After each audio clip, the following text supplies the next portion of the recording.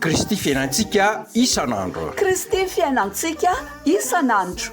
O Jesoa, izao avy mba ananany fiainana sady ananany be dia be. Jaonina 20 tapany by. Site web kristyfiainantsika.com. Salama daholo eo.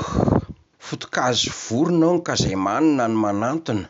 Manina anareo zay de manantona anareo amin'ny alalan'izao dinidinika izao, de inareo koa manina anay de manokatra ny varavarana mba amanginay anareo.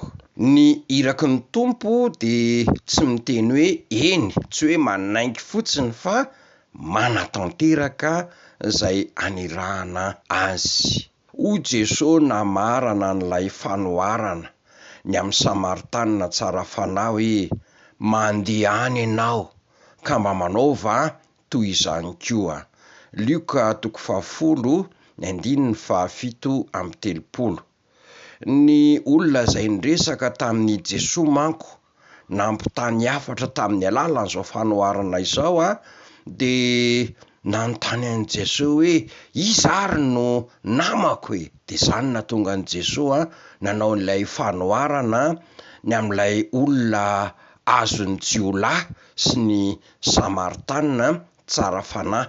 Lay Samaritana zany no naman'ilay olona azony jiolahy, fa ny mpisorona sy ny levita tsy namana satria tsy niantra azy. Fa maro ny olona no midify, miala andraikitra manoloana ny olona mila vonjy mitaraina aminy. De zao no teneniny anapahan'ny resaka ataon'le olona mila vonjy hoe aza matahotra fa vavaka ho anao de lasa izy. Ny antony tenenina zany de ny ialany aingana amin'ilay fandraisana andraikitra tokony ataony, fa izy angay hivavaka ho anao zany. Misy tokoa olona onena malahelo manoloana fahavoazan'ny hafa fa tsy manao ninninina. Maro no mitsetsetra rehefa avy mandre toriteny hoe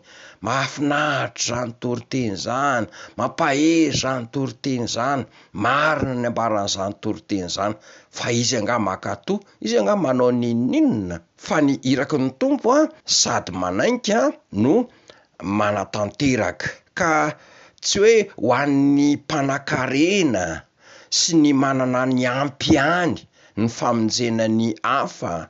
Misy ary amin'ireny mpanan-karena ireny mitsentsitra ny atsembohan'ny hafa ka mampahantra azy. Fa ianao zay milaza fa mahantra io indrindra no irahan'ny tompo ankatoa amin'ny finoana, mandehana amin'izao herinao zao, mandehana amin'izao fahalemenao zao, mandehana amin'izao fahantrana zao, fa ao anatin'io no anehon'ny tompo ny voninahiny.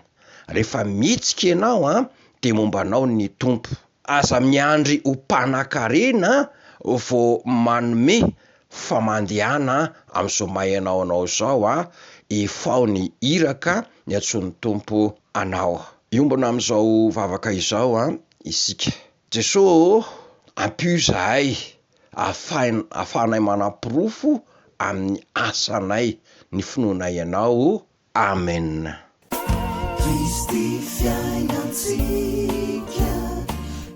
Kristy fiainantsika isan'andro. Kristy fiainantsika isan'andro.